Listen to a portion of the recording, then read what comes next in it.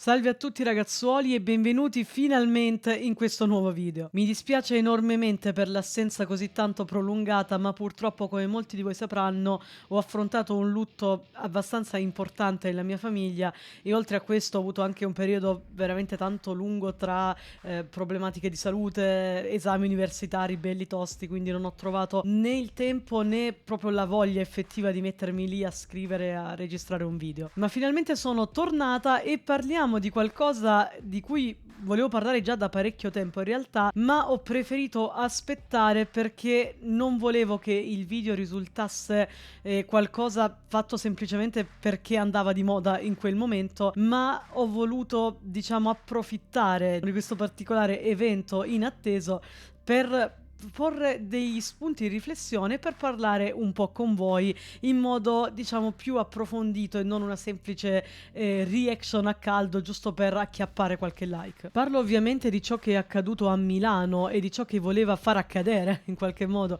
questa associazione chiamata Citizen Go, un'associazione a stampo cristiano-cattolico che ha creato una petizione per fermare il concerto dei Behemoth, dei Rotting Christ e dei Satyricon, in quanto si autoproclama questa associazione atta a difendere la giustizia, la libertà, i diritti della famiglia, eccetera, eccetera. Per fortuna il concerto evento si è tenuto comunque senza grossi problemi, a parte qualche esorcismo davanti all'Alcatraz di troppo, ma comunque volevo parlarne con voi, anche se è passato un po' di tempo. Inoltre volevo approfittare della pubblicità inattesa che questo evento ha dato al black metal per raccontarvi in pochissime battute la nascita di questo genere e soprattutto per sfatare le parole che Citizen Go ha detto per far firmare questa petizione a parer mio assolutamente ridicola e insensata. L'associazione ha infatti descritto queste tre band presenti sull'Alcatraz di Milano come famosi per i loro testi inneggianti al diavolo, al deridere Gesù Cristo e ad inscenare delle sorte di messe nere,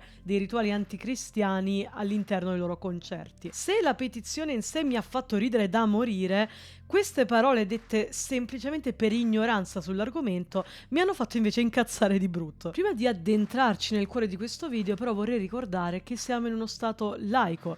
Questo vuol dire che chiunque può esprimere il proprio culto, le proprie idee, la propria arte senza censure di sorta, a patto di non compiere atti illeciti. Perché, sebbene qualcuno ogni tanto se ne dimentichi, non esiste più il potere ecclesiastico assoluto.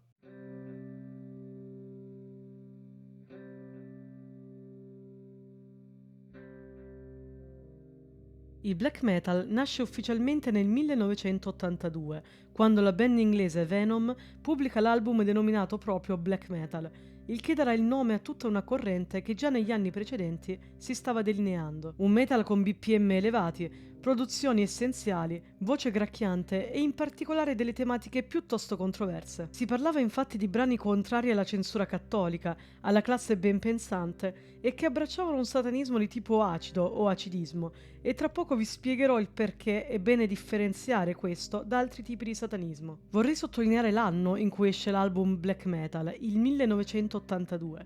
Parliamo di ben 43 anni fa e, come detto prima, esisteva già questo movimento.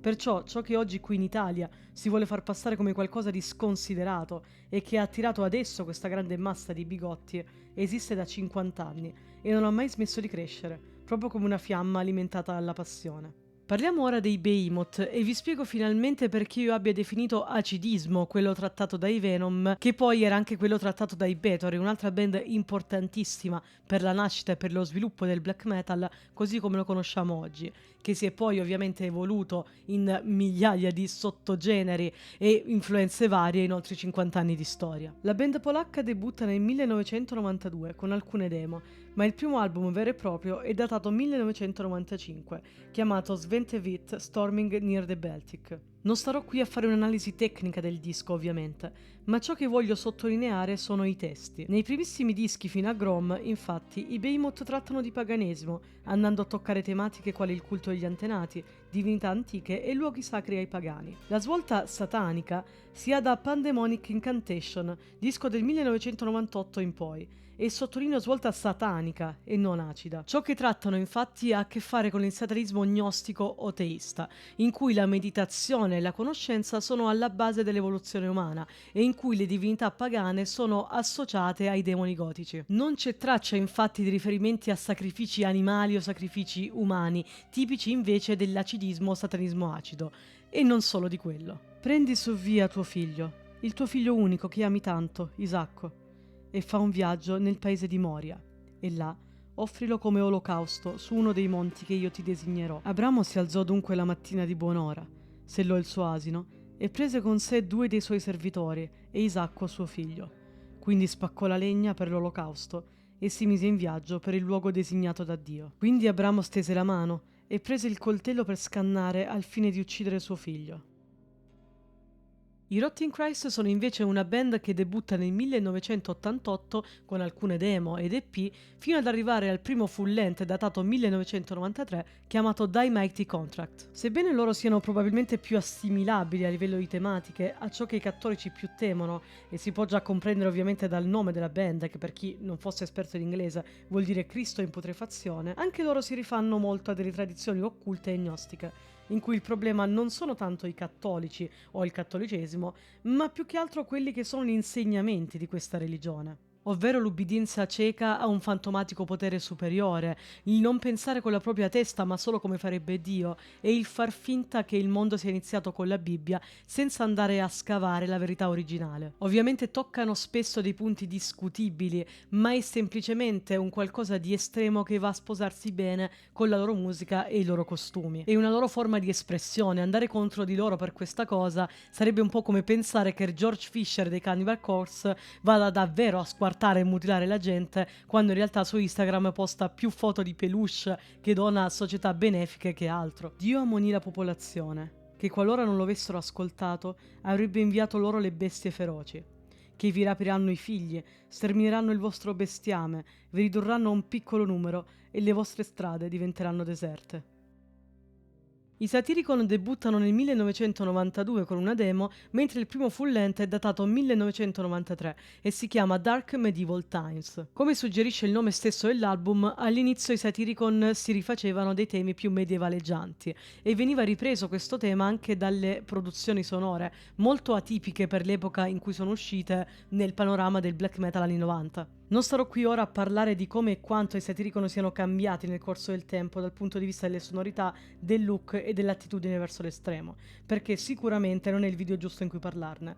Perciò, come ho fatto per le 2 band precedenti, mi limiterò a descrivervi il cambiamento solo dal punto di vista delle tematiche. Procedendo con i dischi, infatti, passando per il loro Shadow of Throne, Nemesis Divina, eccetera, hanno toccato ciò che era di uso comune in realtà tra le band nord-europee di quell'epoca, ovvero la contrapposizione tra mitologia norrena e il cristianesimo. La mitologia norrena, insieme a quella greca, è stata infatti la più cristianizzata nel corso della storia, e i testi dei Satyricon vanno a toccare proprio questi punti, mettendo in contrapposizione le 2 realtà, che va a diventare poi effettivamente una sorta di anticristianesimo, ma senza mai inneggiare al male vero e proprio. Prendi tutti i capi del popolo e falli impiccare davanti al Signore, alla luce del sole, affinché l'ardente ira del Signore sia allontanata da Israele. In conclusione di questo video volevo proporvi una riflessione personale, che siete liberi di condividere o meno, ovviamente.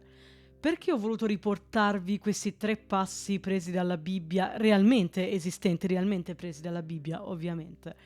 Perché volevo sottolineare come, nonostante la Chiesa Cattolica e Citizen Go, quindi associazioni a stampo cattolico, si dicano interessati a preservare quella che è la sacralità della vita, e nonostante sicuramente un esorcismo in tunica bianca sembri più puro e pulito rispetto a un concerto cupo e oscuro, il Dio che loro seguono ha inneggiato al genocidio e al sacrificio tanto quanto lo hanno fatto anche alcune band black metal all'interno dei loro testi, con la differenza che nessuno di loro ci ha costruito una religione mondiale sobra, nessuno dei loro membri si è mai definito un santo o un martire da seguire, e nessuno di noi ascoltatori ha mai bruciato a rogo milioni di persone perché non ascoltavano questo genere. Grazie per l'attenzione. Lead the Fire.